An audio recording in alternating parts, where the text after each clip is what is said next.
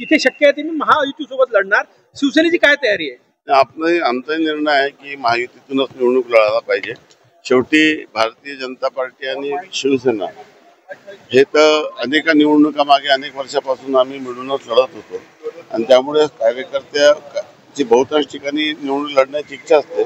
परंतु शेवटी विभाजनामुळे कधी काँग्रेसचा लाभ होतो, त्यामुळे महायुतीतूनच निवडणूक लढली पाहिजे असं आमचंही मत आहे आणि त्या दृष्टीने आमचा प्रयत्न सुरू आहे. परंतु काही ठिकाणी अपवादात्मक परिस्थितीत युती मैत्रीपूर्ण लढत होऊ नये अशी आमची देखील इच्छा आहे. प्लॅन बी आहे तुमचं पण असेल?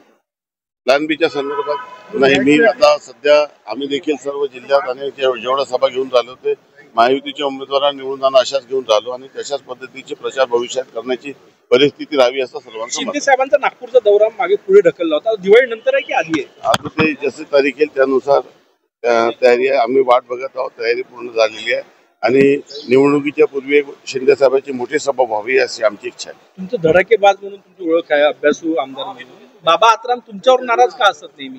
कुठे नाराज?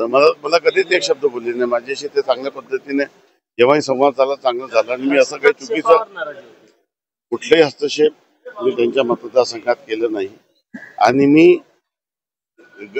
सर्वांना सोबत घेऊन काम करणारा कार्यकर्ता.